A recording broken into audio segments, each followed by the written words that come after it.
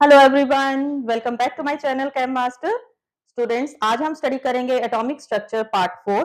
इसमें हम क्या स्टडी करेंगे? De Broglie equation, heisenberg principle and the quantum numbers. All three are the very very important topics. So let's discuss.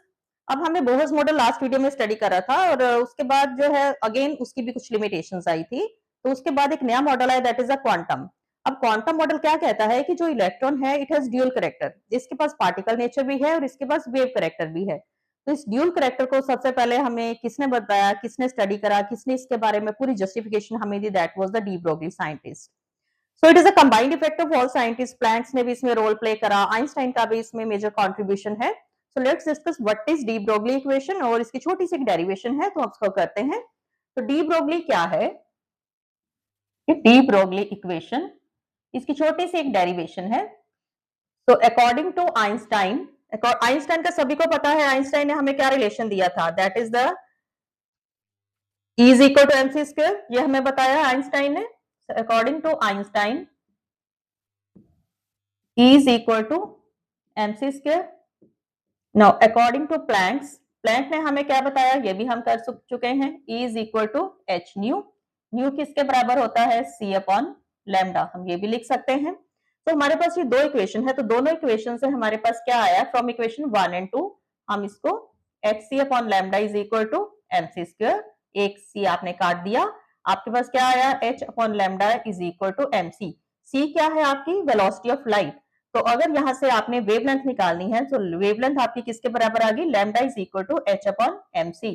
This is the speed of light. c जो है specially symbol किसके लिए use किया जाता है? Velocity of light के लिए। अगर हम तो मटेरियल पार्टिकल की बात कर रहे हैं तो ये क्या आ जाएगा? h is equal to m into v, that is the mass into velocity.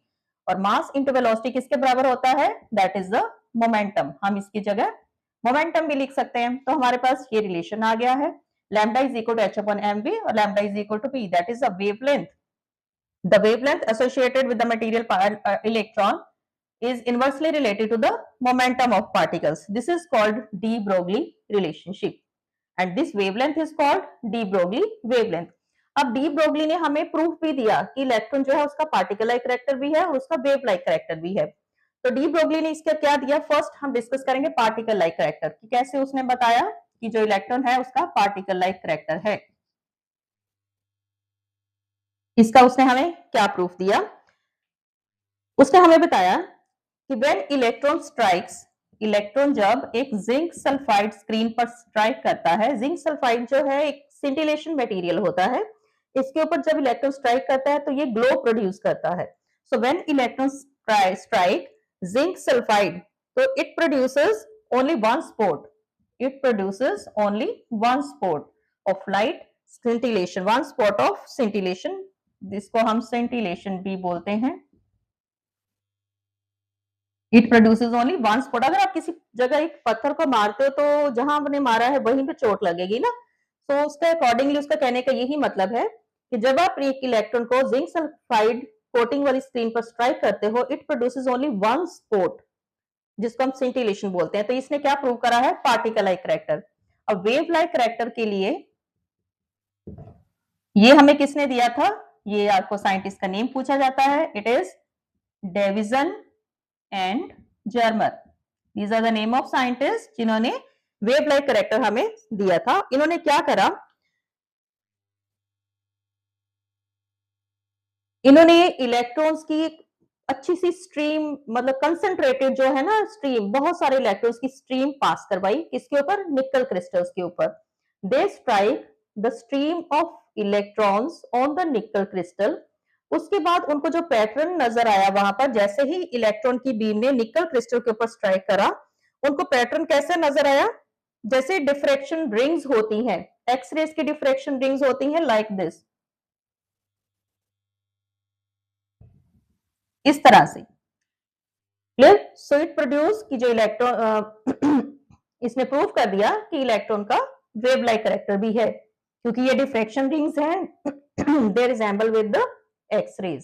सो इस तरह से डी ब्रोगली ने प्रूफ दिया कि इलेक्ट्रॉन का वेव लाइक करेक्टर भी है और इलेक्ट्रॉन का पार्टिकल लाइक करेक्टर भी है। अब क्या ये डी ब्रोगली इक्वेशन हमारी डेली लाइफ में सिग्निफिकेंस रखती है कुछ के नहीं? तो आंसर इज जो डी ब्रोगली इक्वेशन है इसका हमारी डेली लाइफ में कोई भी लेना देना नहीं है। It has no significance in our daily life because ये हमारे पास एक रिलेशन है। आपके पास एक बहुत माइक्रोस्कोपिक चीज है और एक आपके पास बॉल है। जब आप दोनों की वेवलेंथ मेजर करते हो, सपोज एक बहुत बड़ा ऑब्जेक्ट है, बॉल एक 10 केजी का है, आपके पास बॉल है, आपने उसकी वेवलेंथ जब निकाली, उसकी वेवलेंथ इतनी ज्यादा स्मॉल आती है, we have no any measurable, हमारे पास उसको मेजर करने के लिए, कोई कंपेयर करने के लिए हमारे पास कोई चीज नहीं, इट्स टू स्मॉल। बट अगर स्मॉल ऑब्जेक्ट के लिए आप वेवलेंथ निकालते हो, it can be compared with the X rays, हमारे पास उसके साथ कंपेयर करने के लिए चीजें हैं। So this is the answer कि जो डी ब्रोगली है, no significant, no significance in daily life, because हम डेली लाइफ में बड़ी चीजों के कांटेक्ट में आते हैं, कोई इलेक्ट्रॉन जैसी चीजों के कांटेक्ट में नहीं आते। It is significant only for microscopic object, ये सिर्फ माइक्रोस्कोपिक ऑब्जेक्ट के लिए सिग्निफिकेंट है। किसके लिए है? सिर्फ माइक्रोस्कोपिक ऑब्जेक्ट के लिए, because wavelength is large, can be measured, उसको हम कंपेयर कर सकते हैं, एक्सरेज के साथ कंपेयर कर सकते हैं। In case of large object, अगर कोई लार्ज ऑब्जेक्ट है, wavelength is very small. In case of large object, wavelength is very small, cannot be measured, so it has no significance in our daily life. So this is all about de Broglie. So next we are going to discuss Heisenberg uncertainty principle. अब Heisenberg uncertainty principal क्या है? Uncertainty word आ गया है। Heisenberg क्या कहता है? It is impossible to measure simultaneously both the position as well as momentum of electron with absolute accuracy और certainty। इसकी डेफिनेशन बहुत ज्यादा इंपॉर्टेंट है। डेफिनेशन आपको एमसीक्यूज में भी आती है, कोई भी एक चीज इधर उधर हो गई तो हमारा नंबर गया। सो डेफिनेशन बहुत अच्छी है, समझ के लर्न करोगे तो आपको आ जाएगी। Heisenberg uncertainty principal,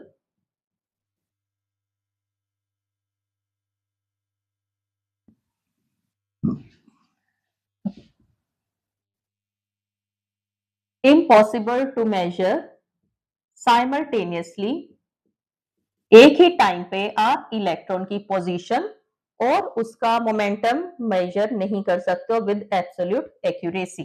impossible to measure simultaneously both the position as well as momentum of electron with absolute accuracy। इसके लिए हमारे पास उसने हमें एक्सप्रेशन दिया है। हेसनबर्ग का एक्सप्रेशन क्या है? Delta X that is a position, delta P that is a momentum, equal to और greater than h upon 4 pi. कि ना तो हम एक ही टाइम पे उसकी पोजीशन, अब मोमेंटम क्या है, इसकी जगह आप m डेल्टा p भी लिख सकते हो, क्योंकि मास तो सेम रहेगा लेकिन वेलोसिटी चेंज हो सकती है। अब इसका सिग्निफिकेंस क्या हमारी डेली लाइफ में है? No, not applicable for large object, because हम अपनी डेली लाइफ में लार्ज ऑब्जेक्ट के कांटेक्ट में आते हैं, इलेक्ट्रॉन जैसी चीजों के कांटेक्ट में नहीं आते हैं। ये क्या है? मोमेंटम ऑफ इलेक्ट्रॉन, बिकॉज एक इलेक्ट्रॉन जैसी चीज है, अगर आप उसके ऊपर कुछ भी थोड़ी सी भी रेडिएशन पास करते हो तो क्या होगा? जैसी रेडिएशन पास की एकदम से, अब इलेक्ट्रॉन क्या है, एक माइक्रोस्कोपिक, नजर भी नहीं आता वो, तो उसका क्या है, वो अपनी जगह से हिल जाएगा और ना चाहते हुए भी उसकी स्पीड जो बढ़ जाएगी, क्योंकि एनर्जी दी है उसको, तो अपनी जगह से भी हिल गया, उसकी पोजीशन भी चेंज हो गई, उसकी वेलोसिटी भी बढ़ गई, तो मोमेंटम भी चेंज हो गया, उसकी पोजीशन भी चेंज हो गई। सो हम मेजर नहीं कर सकते। लेकिन एक लार्ज ऑब्जेक्ट है, उसके ऊपर आप रेडिएशन पास करो, हिलेगा भी नहीं अपनी जगह से, तो आप एक ही टाइम पे उसका पोजीशन उसकी फिक्स रहेगी और उसकी वेलोसिटी भी चेंज नहीं होगी। तो लार्ज ऑब्जेक्ट के केस में हेसनबर्ग बिल्कुल भी एप्लीकेबल नहीं है। Next very very important topic is quantum number. Next हम टॉपिक जो बात कर रहे हैं, मैं एक ही उस पर बताऊंगी ताकि पूरे एक ही स्क्रीन पर आपका वो सारे का सारा आ जाए। Very important topic that is quantum number. अब क्वांटम नंबर को हम क्या बोलते हैं? It is a complete address of electron. Quantum number क्या है? It is the complete address of electron. ये हमें बताता है कि एक इलेक्ट्रॉन जो है वो एटम के किस शेल के अंदर है, किस सब शेल के अंदर है, किस ऑर्बिट के अंदर है और वो कैसे रिवॉल्व कर रहा है, क्लॉकवाइज घूम रहा है या एंटी क्लॉकवाइज घूम रहा है। तो ये सारी चीजें हमें कौन बताता है? Quantum number. इसलिए हम क्वांटम नंबर की डेफिनेशन इन नटशेल कंक्लूजन क्या है? Complete address of electron. 4 types है इसकी, बहुत शॉर्ट में मैं आपको कराऊंगी एंड वेरी इंपॉर्टेंट, हर बच्चे को ये आना चाहिए। प्रिंसिपल क्वांटम नंबर, इसका सिंबल होता है small n। Principal quantum number ये हमें क्या बताता है? अभी चलिए क्वांटम नंबर बताने से पहले मैं आपको एक और चीज बताऊंगी, दैट इज, अब क्योंकि इसमें हमें बात डिस्कस क्या करना है? ऑर्बिट भी डिस्कस करने हैं, ऑर्बिटल भी करने हैं। तो आपको ऑर्बिट और ऑर्बिटल के बीच में डिफरेंस पता होना चाहिए। ऑर्बिट क्या है? एक फिक्स पाथ है जहां पर इलेक्ट्रॉन रिवॉल्व करता है। ऑर्बिट क्या है? It is a fixed circular path where electron revolves. Orbital क्या है? It is a 3 dimensional space around the nucleus where the probability to find the electron is maximum. Orbital एक probability है कि अच्छा यहाँ भी इलेक्ट्रॉन हो सकता है, यहाँ भी हो सकता है, लेकिन ऑर्बिट क्या है? एक फिक्स्ड पाथ है जिसकी स्पेसिफिक एनर्जी है, स्पेसिफिक रेडियस है, जिसमें इलेक्ट्रॉन रिवॉल्व करता है। जो ऑर्बिट है डायरेक्शनल है, मतलब सर्कुलर है। ऑर्बिट क्या है? सर्कुलर है, मींस नॉन डायरेक्शन हो गया। लेकिन जो ऑर्बिटल है वो सर्कुलर भी है, वो up and below the plane भी है, वो डंबल शेप भी है, वो डबल डंबल शेप भी है। तो इट मींस जो ऑर्बिटल है वो, उसकी जो है वो डायरेक्शंस होती हैं, लेकिन आपका जो ऑर्बिट है उसकी कोई डायरेक्शन नहीं होती है। एक जो ऑर्बिट है उसमें मैक्सिमम कितने इलेक्ट्रॉन हो सकते हैं? 2n²। और एक जो ऑर्बिटल है उसमें मैक्सिमम 2 इलेक्ट्रॉन हो सकते हैं। So these are the prominent differences between the orbit and orbital. आपका जो ऑर्बिट है उसको हम k, l, mn से रिप्रेजेंट करते हैं, और जो आपके ऑर्बिटल्स हैं उसको हम s, p, d, f से रिप्रेजेंट करते हैं। ठीक है, so these are the differences. तो ये आपको चीज पता होनी चाहिए थी, इसलिए हमने थोड़ा सा ये डिस्कस करा है। चलिए अब हम बात करते हैं अपने प्रिंसिपल क्वांटम नंबर की। जो आपका प्रिंसिपल क्वांटम नंबर है, it tells us about the shells in which electron is present. Principal quantum number क्या बताता है? It tells us about the shells in which electron is present. If n is equal to 1, electron k में है, n2 है तो आपका electron l में है, n3 में है तो इलेक्ट्रॉन m में है, n4 है तो आपका इलेक्ट्रॉन n शेल में है। क्लियर? सो अब n और क्या बताता है? n tells the distance of electron from the nucleus. Distance of electron from nucleus. ठीक, एज n इंक्रीजेस तो energy of electron in that shell also increases. So this is all about your principal quantum number. Second type पे आ जाओ, it is second type, it is angular quantum number.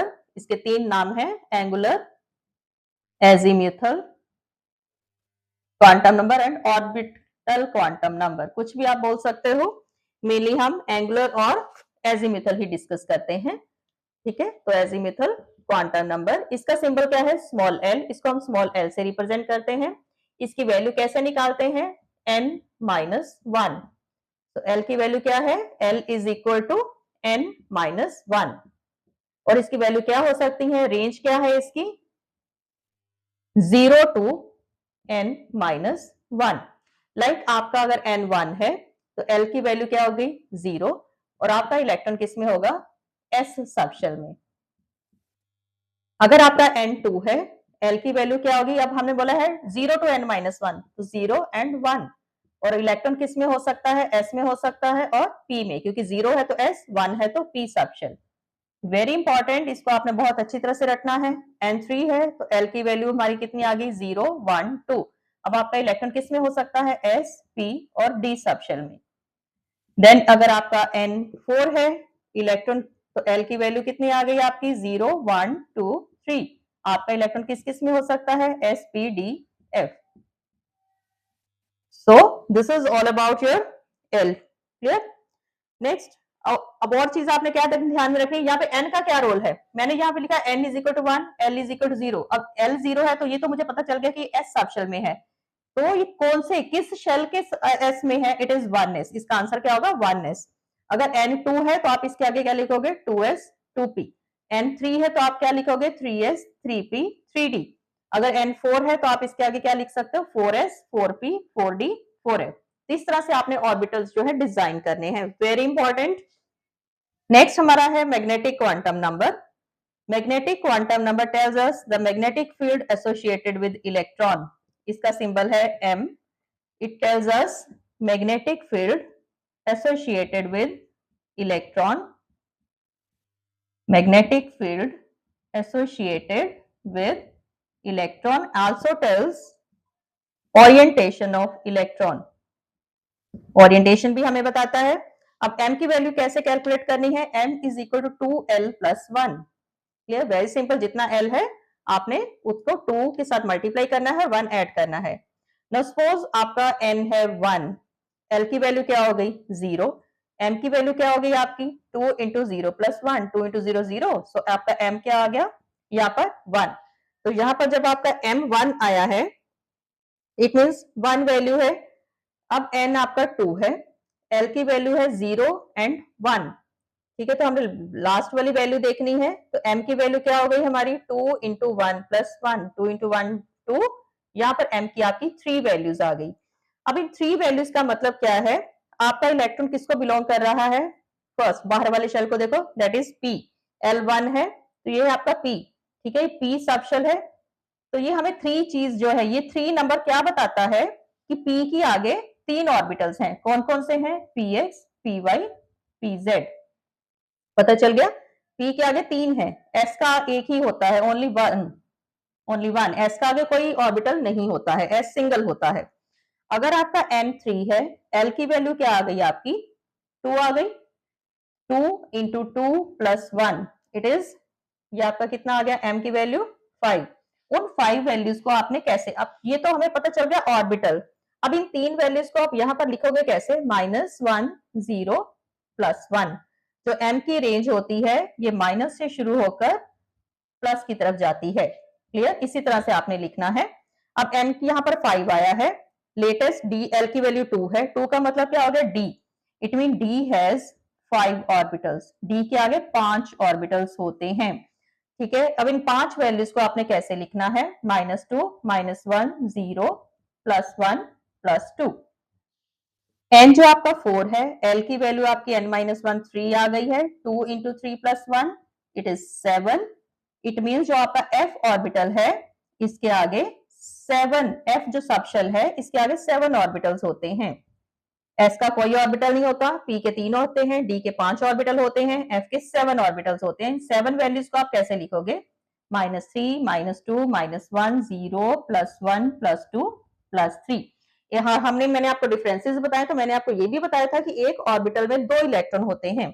अब s के case में कितने electron हो गए, 2 electron, p में total electron कितने हो गए 6 इलेक्ट्रॉन, d में कितने इलेक्ट्रॉन हो गए 10 इलेक्ट्रॉन, f में टोटल इलेक्ट्रॉन कितने हो गए 14 इलेक्ट्रॉन। इस तरह से आप इलेक्ट्रॉन्स कैलकुलेट कर सकते हो। फोर्थ है हमारा spin quantum number. Spin quantum number का सिंबल है स्मॉल s। ये हमें क्या बताता है, हमें पता है कि जो एक इलेक्ट्रॉन है वो न्यूक्लियस के आसपास भी घूमता है और अपनी स्पिन के आसपास भी वो रिवॉल्व करता है। ठीक है, it spin around its own axis also as well as around the nucleus. अब जो इलेक्ट्रॉन की स्पिन है वो प्लस हाफ भी हो सकती है और माइनस हाफ भी हो सकती है। अगर इलेक्ट्रॉन क्लॉकवाइज घूम रहा है तो ये प्लस हाफ होगी, अगर इलेक्ट्रॉन एंटी क्लॉकवाइज घूम रहा है तो ये माइनस हाफ हो गई। सो this is the spin quantum number. तो इस तरह से 4 क्वांटम नंबर्स हैं हमारे पास और इन चारों की आपको डिटेल्ड इंफॉर्मेशन मैंने यहाँ पर बताई है और ये आपको हर हाल में यहाँ पर पता होनी चाहिए। नेक्स्ट थोड़ी सी एक और चीज मैं आपको बता देती हूँ जो आपके लिए बहुत ज्यादा यूजफुल रहेगी। अगर आपको नंबर ऑफ ऑर्बिटल्स निकालने हैं तो आपको m से निकालने हैं। ठीक है, नंबर ऑफ ऑर्बिटल्स m से निकलेंगे। नंबर ऑफ शेल्स निकालने कौन से शेल में है तो आपको प्रिंसिपल क्वांटम नंबर पता होना चाहिए। l आपको सबशेल के बारे में बताया था। मैक्सिमम नंबर ऑफ, अगर आपको पूछा गया है maximum number of orbitals calculate करिए तो उसके लिए आपने फॉर्मूला क्या कैलकुलेट करना है, n स्क्वायर। और अगर आपसे पूछा है maximum number of electrons calculate करिए तो उसके लिए आपने फॉर्मूला क्या यूज करना है, 2n स्क्वायर। तो ये आपके लिए बहुत बहुत ज्यादा फायदे वाली चीज है जो आपको पता होना चाहिए। सो this is all about your quantum number और इनके काफी सारे आपको एमसीक्यूज में भी क्वेश्चंस आते हैं एंड काफी ज्यादा इंपॉर्टेंट टॉपिक है ये आपका for the competitive as well as for your board point of view से। तो इसको आप बहुत अच्छी तरह से देखिए, इसके आपके नोट्स बनाइए, और ये नहीं कि एक बार नहीं समझ में आया तो नहीं हमें समझ नहीं आया है, तो आप इसको कम से कम 2-3 बार देखिए, क्योंकि इससे अच्छा आपको और कहीं नहीं मिलेगा। बुक्स में से भी नहीं समझ में आएगा, तो इस वीडियो को बहुत अच्छी तरह से देखिए, एंड लाइक शेयर सब्सक्राइब करना बिल्कुल नहीं भूलना है, because we are doing in a series.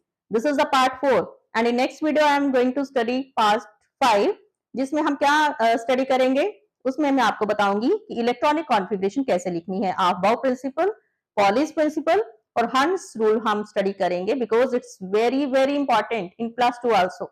जिस बच्चे को इलेक्ट्रॉनिक कॉन्फ़िगरेशन लिखनी आ गई, इट मीन उसको केमिस्ट्री आ गई।